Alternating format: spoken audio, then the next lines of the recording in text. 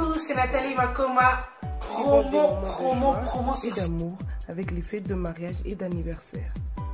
Nourrissons notre foi en Dieu avec les services de prière et de culte. Suivons l'histoire du Congo et les documentaires des Congolais.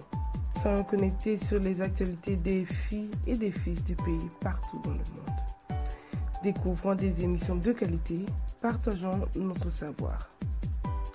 Nous sommes à votre disposition pour vos émissions directes de notre studio, dans vos studios, dans vos églises ou même dans vos maisons. Appelez-nous, contactez-nous sur WhatsApp. Boss Brothers TV, tout le monde en parle.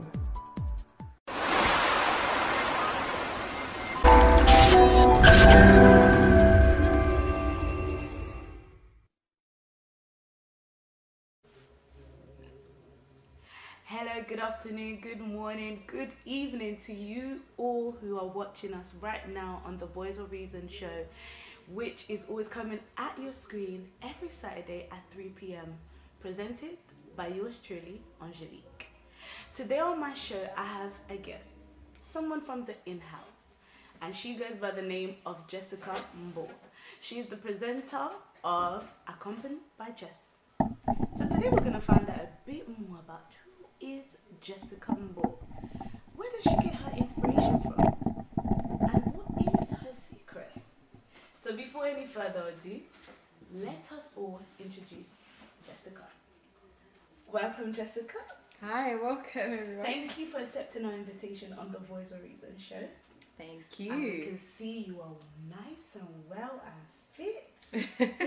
Thank you very much. It's nice to see you on the Voice of Reason. I know that last week we had the opportunity, well, I had the opportunity, alongside with the viewers of the Voice of Reason, to come on your platform. Yes. And now you're on my house now. It's actually such a huge privilege, and especially, obviously, you know, we're in-house. So seeing you all the time, working with you, and now to finally be here, it's like, wow, like I'm here now. They call us in the house. Before last. Happily. So our last baby sister of the whole group of the Boss Brothers. Now, there are people that are watching you. Now, there are people that knows about Accompanied by Jess show. But there's others that don't know who you are. Do us a little favor, like introduce yourself. Tell us a little bit about your background. Who is Jess? Who is Jess? Well, do you know what? Funny enough, a few people do come to me actually and do ask the same question. Who am I? Yeah. So my name is Jessica. I'm not going to disclose my age because it's not a big deal, but I am the last. So I'm the host and presenter of Accompanied by Jess, as you know, our presenter Angelique has already said. So in my background and kind of where I come from, just before even doing, you know, entertainment, was I actually am a graduate. So I was graduating from university, working part-time alongside that, and just working towards, you know, building my career. To be specific, I was doing I did my degree in biomedical science. Wow. Yeah, in biomedical science. And now you're thinking, why are you know, here on this platform doing a show? Yeah. Funny enough, in my first year, I realized that, you know, it wasn't for me. It wasn't. Wow. So in my first year, I knew it wasn't for me. I was more in the creative area, more on the creative side of things. So that's why I kind of deviated and went into from there. Yeah, well, those that are watching us now, Jessica is the daughter. Should I say or should you say? You say. I am the daughter. Wait, drum roll. I am the daughter of Musakoli John Bo. I hope some of you have been watching me and you've seen a few features. You know, I have a few of these features, my face shape predominantly, but I am his daughter, happily and proudly. You know, that's my father, and I'm so proud of him and so happy. He does come on the Boss Brothers TV and actually preaches. So now, I've had a few daughters of, you know, pastors, evangelists onto my platform. Tell us a little bit of like your family in like at home. How is it, especially being a daughter of a preacher? Tell us. One thing I actually want to say is that I thank God that my parents have a level of trust. And it's been built from a very long time, and it's so important that you build a level of trust with your parents.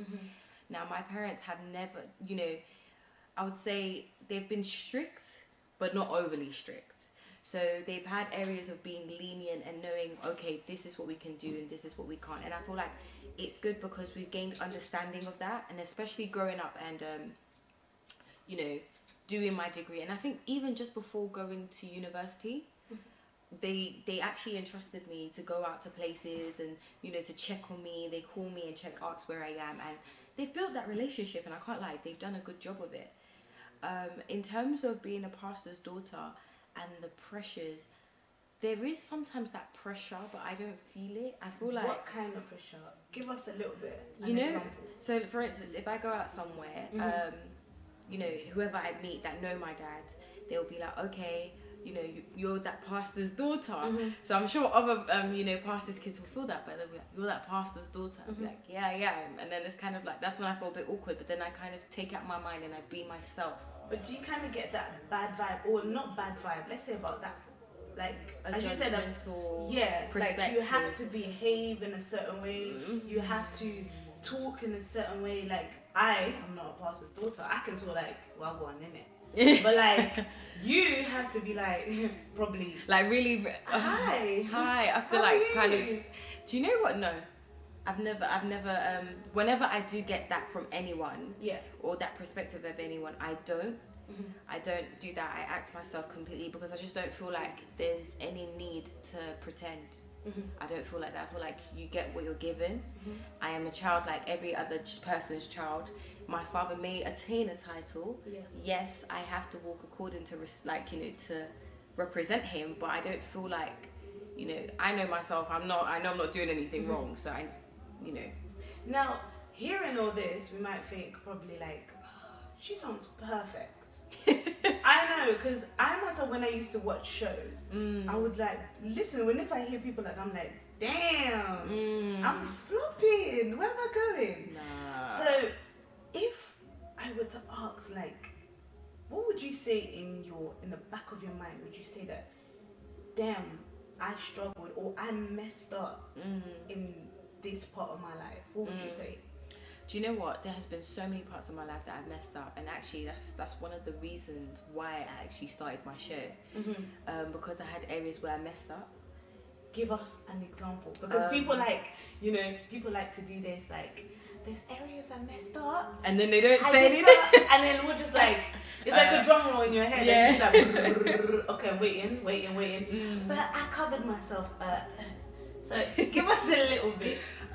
Like any young person growing up, I did also go out to parties. I did have bad friends. I did. So no, I bet even your uncle behind the screen, he's like, oh no. Yeah, I did go out to parties. I predominantly started, I think there was a stage, I feel like every young person goes through that stage. There was a stage I was going out to parties. It wasn't like, it wasn't like over the top, but it was in moderation. Obviously, I'll tell my parents, you know, mum, dad, I'm going out. I'm not saying that they probably knew like the sort of parties I went to, but they knew I was going out. Yeah. So I made sure that they knew I was going out. But I was going out to parties. I did have a few friends that were really bad, especially from my secondary school ages, go all the way up to about university. Like mid-uni, that's when my friends changed again. So throughout that time, I think as I was growing as a person, I had friends changing each time.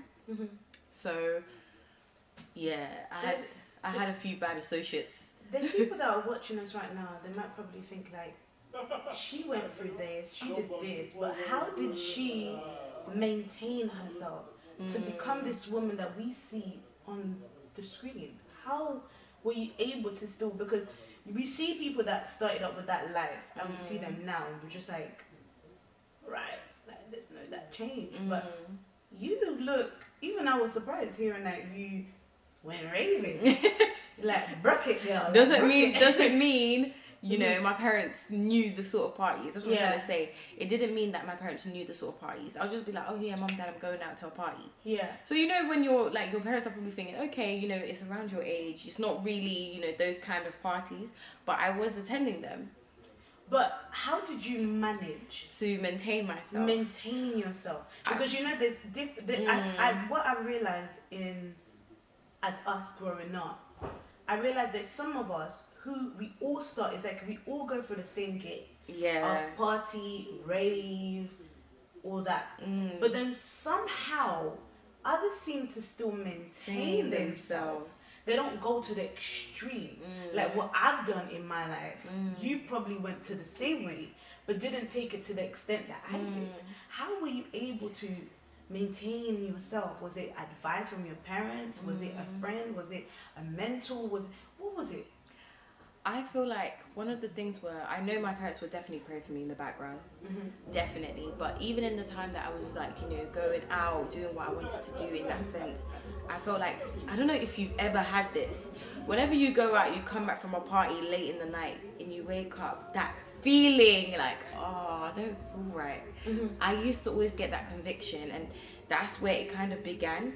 And then I did meet, and I also had support from a friend as well. So despite I wouldn't tell my parents where I used to go because I didn't want to get into trouble and I didn't want to, you know, all of that stuff. I had a friend at college that helps me so much. Her name's Tommy. At the time, she was my best friend. So she just gave her life to Christ. I was in, like, you know, being a pastor's daughter doesn't mean that you're gonna have a great relationship with God from the very start. Doesn't mean that. It doesn't mean that you're gonna know God, you know, just because your parents know God. No, you need to have your own personal encounter. So for me, it was like, I'll go out and then I'll have this conviction. I'll get into conflicts with friends. I'll have that conviction again. So that constant conviction made me realize, okay, no, I need to stop. Not realizing that that was like the voice of the Holy Spirit basically speaking to me. And then I also had a friend, and luckily she came in at a good time of my life.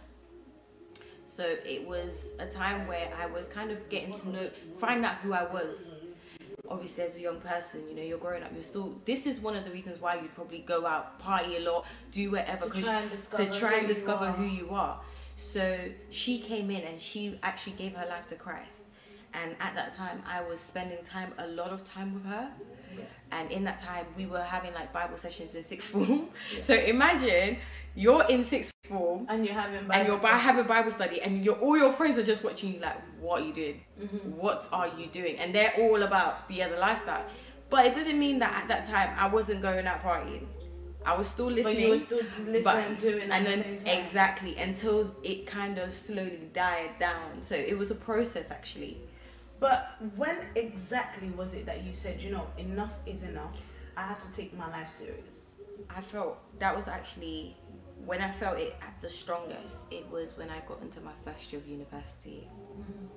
I got into my first year of university, and I met with a group of friends. So they went to a specific church that I still kind of, you know, speak to them and everything like that. And it was from that point. And also, what's it called? I faced a bit of depressive moments during university. So I did kind of go through like a stage of depression during university, and that was because I had a lot of conflict in the background. So I did go through like conflict in the background in terms of personal conflicts with family members. It wasn't per se like parents in specific, but just members of my family, and you know, not attaining the support I wanted to attain.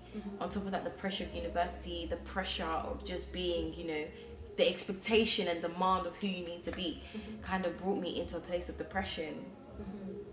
So from there is kind of when I started taking my life seriously in Christ, and I had to, because it was really bad. Wow, thank God for that. Thank God for that. But today now we see you as the presenter of what do you call it? Accompanied by Jess. And tell us a little bit of your show. What is your show about? We see you looking all pretty with a red hair, with, you know, sometimes with a dress, sometimes with a skirt, sometimes more. Tell us a little bit about that show. What is Accompanied by Jess about? So Accompanied by Jess is actually inspired based off kind of where I came from.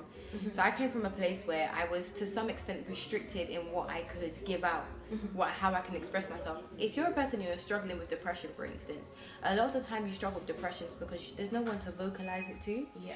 There's no one to speak to, there's no advice, there's nobody that's encountered that issue. So I went through a few of the issues, and obviously some of it was very deep, deeper than what I'm saying on the television, in terms of that. So I went through a bit of that, and from there, after coming out of that place of depression, and after you know my life being changed and I've gotten that relief, I was like, we need to have a platform where young people can speak.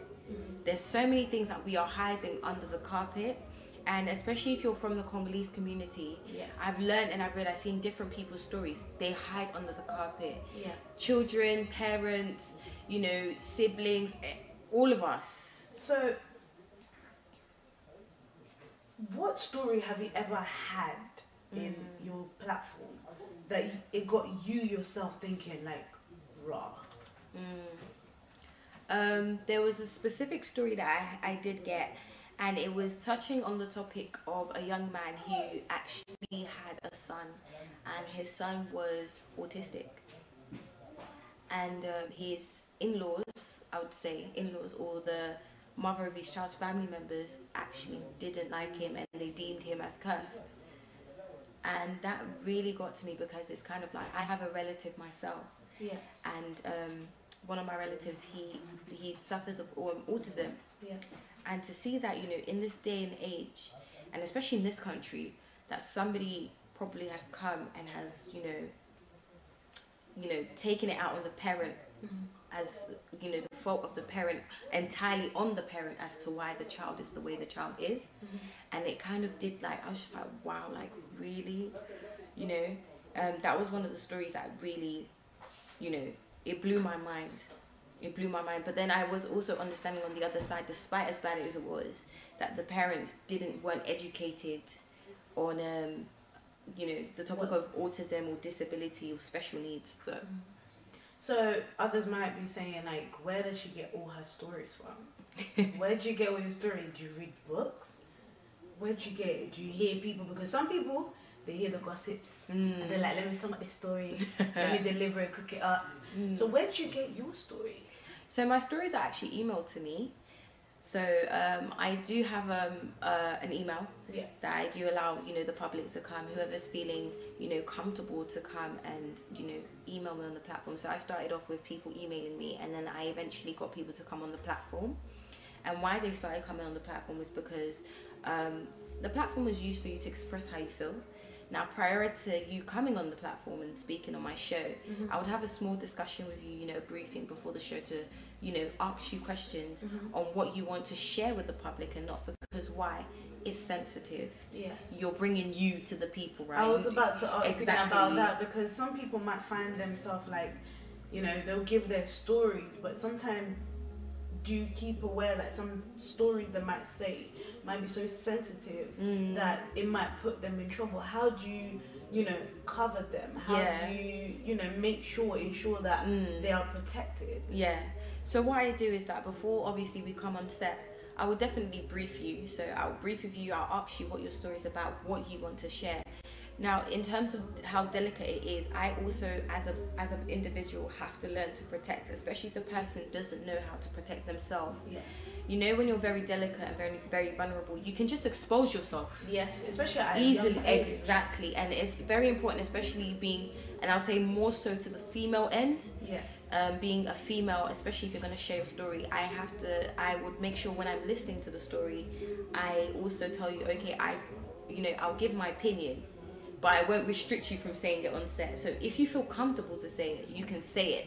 But I will also give my opinion in terms of saying, are you sure you want to give this out? You know, you have family watching. This is probably something that you should conceal to protect yourself and your family. Because some things you may say may make a family member or family look upset, look bad, and especially if it's not their fault.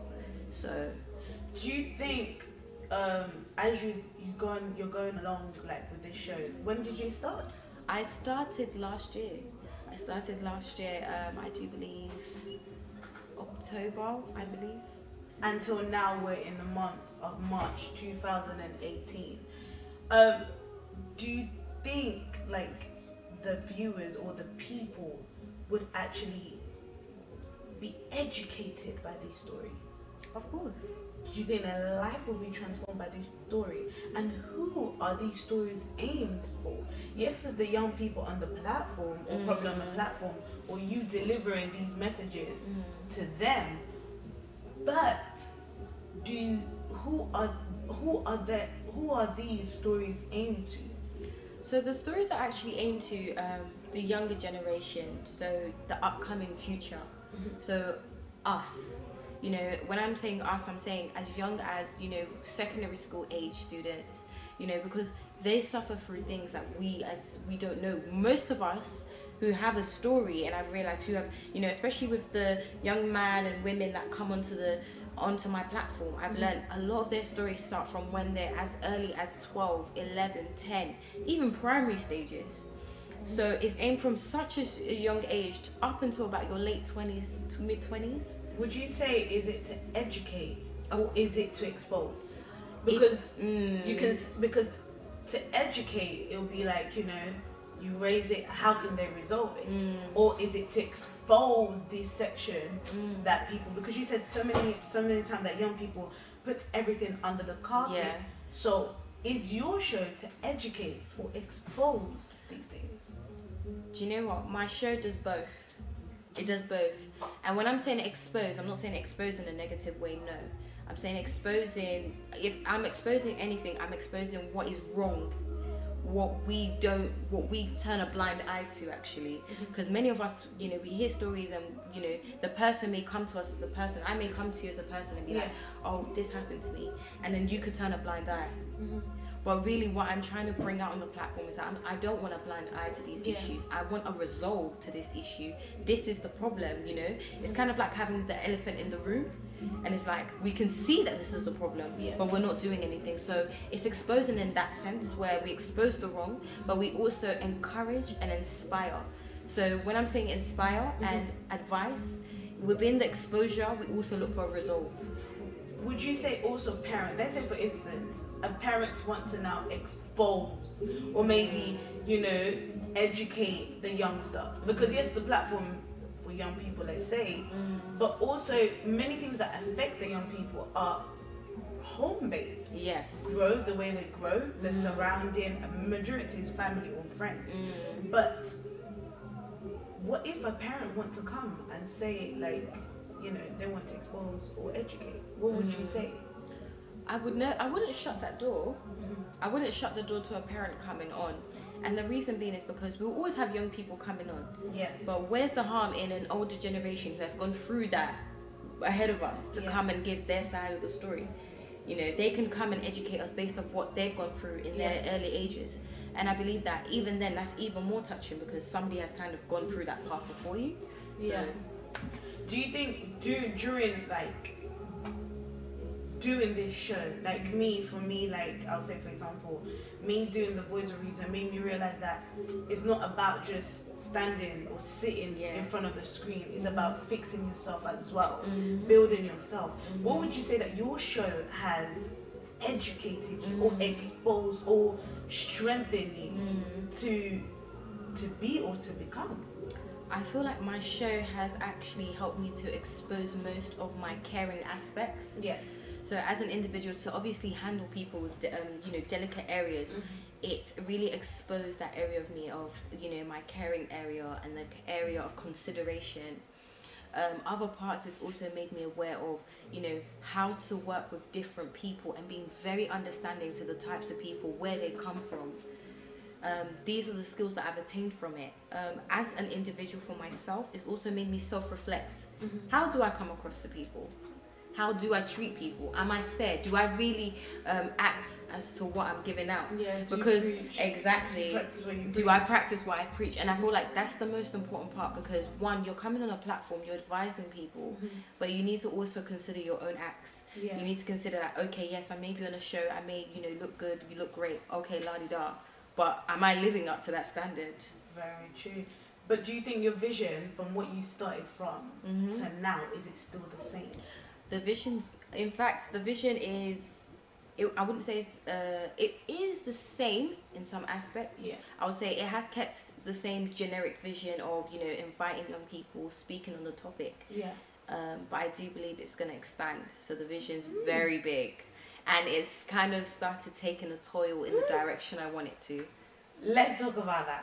Now that apart from doing Accompanied by Jess, what else do you do?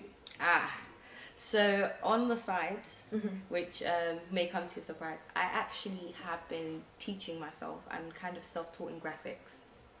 So I'm very, very creative. I don't know, are you copying? Did you just wait to come on my platform for you to just be popping surprises like, boom, I was Raven once, and then boom, I do graphic now. Next, what's it going to be? Younger than it? Do you know what? There's so much that do you know what? Some things I have to like, you know when it's like you need to show more than speak. So some things I'll keep. Visibility. You need to allow people to see it first before you say it. So. Yeah. This one, I'm actually open to it. So I'm self-taught. I'm self-teaching myself in graphics. I actually do a few works in graphics where people do come along and do pay me on that. So I mainly specify in logos and flyers. So I've been developing that skill. Where's my logo? Yeah, I didn't know it was like, what's my logo? Don't worry, you'll get one. You'll get one. So that's what I've been specifying. That's what I actually do. Aside from that, I am working full-time. So I do customer service in terms of admissions and office work. So that's what I do actually. But you have so many things. Like, it's all a different. Do you know what department? How do you do it? I'm very. This is why I realized in my first year of university, doing biomedical science isn't for me. And the reason why, it's not that I don't care about treating people, not caring about it, you know, the medical side of things. It's just that I'm very entrepreneurial. So I have a very entrepreneurial mind. So I could see something and I'd be like, business. I'll make something out of that. I need to have something that produces, if you get what, that's the kind of mindset I have. I'll make you bigger. So what would you say now? Who is Jessica? Because starting from all the way them time when you're like blocky girl, to now of a presenter of a show to educate, expose. Who would you say you are now? Well, I can't give you a complete definition of who I am now, but based off what I'm doing now, I would say Jessica's a young woman, you know, walking in a path, and it's that like, still discovering herself.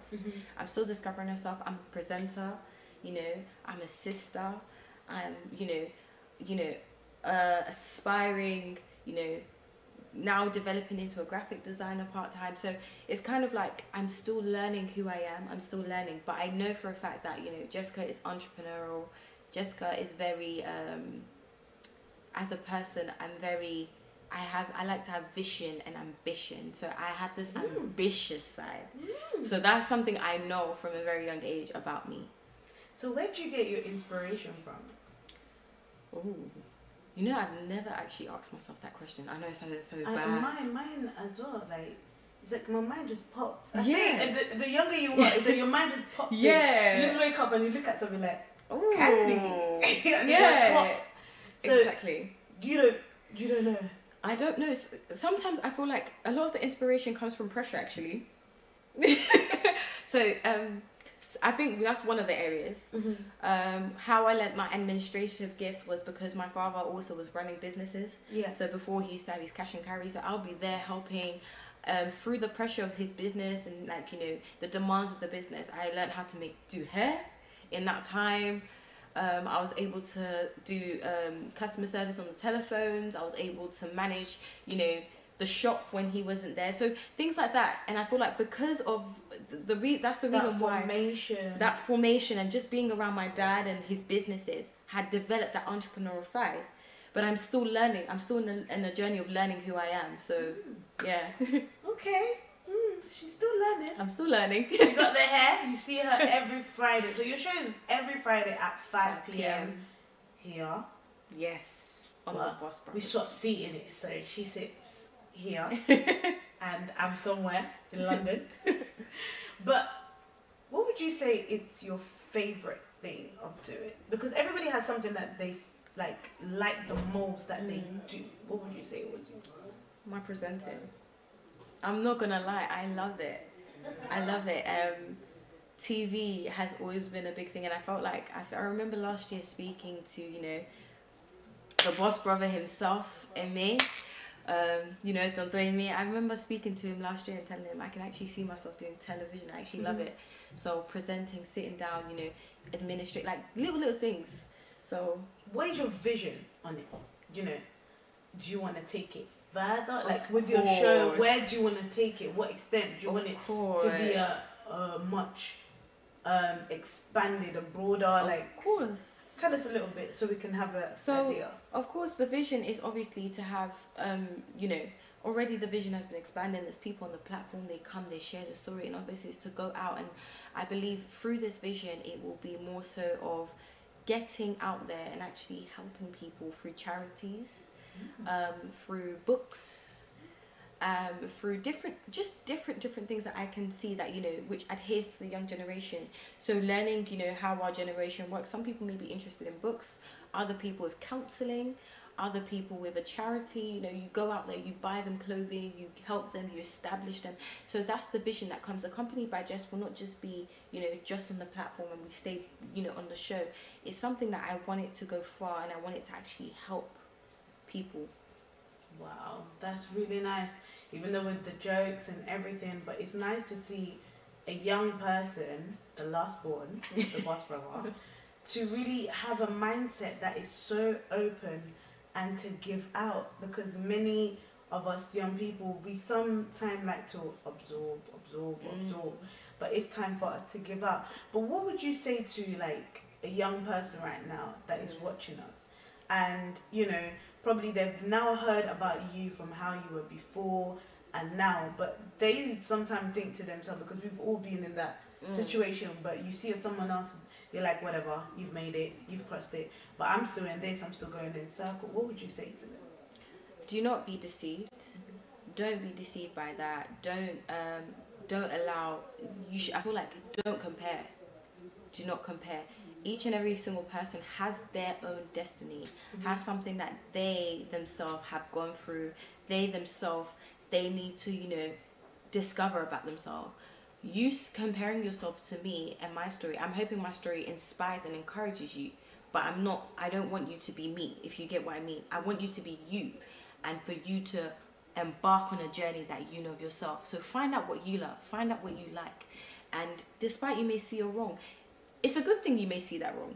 Why? Because you know that you are able to change, and you know that, okay, this is something that's wrong, let me work on it. That's how I began as well. And in fact, you know what's so funny? I used to hide. So you may be thinking, okay, people know it openly, but I used to hide behind certain things. So I would appear sometimes as the goody two-shoes. Do you get what I'm trying to say? So I used to hide who I was. And eventually it did come out, and it came out who I was. And that's when I was able to move on. I accepted who I was. And it's also acceptance. Yeah. Accept who you are. On that note about accepting who you are, there's many people that they feel like, especially us young people, we feel like it's difficult to accept. Because sometimes there's certain things that we see of us that we don't like it. Exactly. So how, in your own word, how do we now then, you know, learn to accept, learn to adapt, learn to correct, learn to do many things? The list is long. I know. One of the things is self-love. So many of us, we always look at the pessimistic side of our lives. We look at the wrongs we've done. We look at the bad.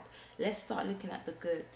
Let's start looking at the things we were praised for, why we were praised for them. Let's start to look at the good aspects. And I felt like that was one of the things that helps me to see good in myself, to see the good in me.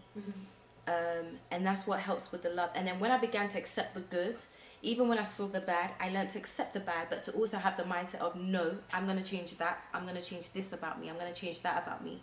And from there, it taught me to kind of come out of that shell and to just be myself, and to accept me, and to love me at the most that I can. Wow, that was Miss Jessica Bo. You heard the name Bo. Now, if someone wants to contact you, like a parent, maybe they want to give their story about how they were young, how would they contact you? So my email is accompaniedbyjess@gmail.com. So I take all emails from there.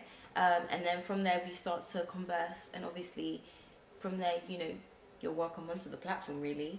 Of course, I'll be speaking to you, asking you a few questions via telephone and also in person. Wow. That was Miss Jessica Mbongo, here to tell us a little bit about herself and also to advise us, not only the young people, but also our parents. Now, with Jessica and me on the platform, on our show, what do we want to see from the youth for our community? Wow. We, in our community, touching a bit on the delicate side of what's just happened with the young boy that got stabbed, Promise. Yeah. Of course, this has been happening that in our community there's been a lot of death. Yes. Not just from the younger generation, but also the very older generation. But because we're touching on the younger people, yes, I'm going to touch on that. I feel like as the young people, we need to love ourselves. We need to love each other. We need to stop quarrelling over the wrong. Yes. What's unnecessary. I'm quarrelling, oh, because he did this to me or he did that. Knowing that, you know, you need to understand life is too short. You are so young. And it's sad to say this, but many of us are trapped in a lifestyle. And I'm not saying that we're trapped in a lifestyle because we wanted to be trapped. Yes. It's because we're seeking for love. So I feel like what, you know, needs to be done in our community is that, especially from us who are, you know, who've crossed that line, yes, crossed that barrier, we need to start giving to the younger ones, our next coming up generation. Let's not wait for our parents to do that. Let's start with ourselves. If we've crossed that barrier, we've managed to get over it as quickly as possible, let's give out love. So that's what I would say. That is very good. And obviously, as you all know, voice or reason. The voice or reason. There's a reason for every action. There's a reason for everything we do in life. Even if it's talking, even if it's doing it physically, there's a reason for it. I would like to thank Miss Jessica Mbongo for coming on the platform and actually opening up about herself and also her secret that makes her this woman, this young lady that we see every Friday at 5 p.m. here on the Boss Brothers channel 121 within SepelaTV box, on Facebook Live, the Boss Brothers, and also on YouTube, the Boss Brothers TV. And this is our vision. This is the vision that even the Boss Brothers have inspired us. You young people might see us and you might say, do you know what? Oh, they've made it. They're here. We did not make it by ourselves. As you clearly heard Jessica, it took her time. There were moments that she was down. She got depressed, which happens to each and every one of us. Depression can hit you at any time. It can hit you when you're older, younger, at any moment. Any circumstances can trigger it. But it's up to you. She mentioned accepting yourself, accepting who you are, and then afterward proceed into developing yourself and structuring yourself, building yourself into somebody that later on in life you can look back and say, damn, this is me. And I would like, before we finish, I would like to thank you, the viewers, who are watching us every Saturday, every Friday. I'm about to catch your show now. Every Saturday at 3 p.m. at this platform, on this platform, for you to see, for you to be inspired, for you to be motivated, inviting new guests for them to come and speak out. Now, on that note, next week I have an amazing young child. The parent called me and they said, Angelique, we need to bring our son on your platform because we cannot believe this. Jessica, would you believe this? He is 16 years old. Wow.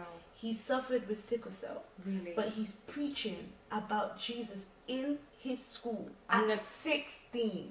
Should I come and bombard your show? I should just come. 16. Really? He is preaching. Wow. One of his friends was about to do something wrong. I don't know. I think he was about to hurt somebody. He was about to do something bad. And all he did was he advised him based with the Bible scripture. Wow. And the friend turned around and came back to him and said, thank you for preaching to me because I was about to do it. But because you spoke to me, I've changed. Wow. Look how parents and the parent dedicate themselves into the word. And I remember this child because I think with 2 years ago, 2016, I started a group called the Bible Study. Yeah. And I rounded up a young youth together and put them together. And what I was doing, I put it every Wednesday around 7, 8 p.m. We'll gather together and share the word of God. And I thought it didn't work. I thought, what's the point? I was just wasting the time. And then at some point it stopped because of myself, and you know, you had to build yourself. But then this young child now has started doing his own Bible study. Wow. Begin now preaching. This is our work. This is what the Boss Brothers are bringing to your screen. Parents, young person. And next week, his name is Marcel. You don't want to miss him. He'll be right here next to me, telling me what has got him into loving the word of God. It's amazing because we don't hear this. We've been hearing stabbing, we've been hearing young people becoming rebellious, we've been hearing all the bad news, but it's time to bring the light. There's always a light in every tunnel. So next week, tune in with us, with me, Angelique, on this platform, The Voice of Reason. And thank you for watching us. From now, bye-bye. Bye.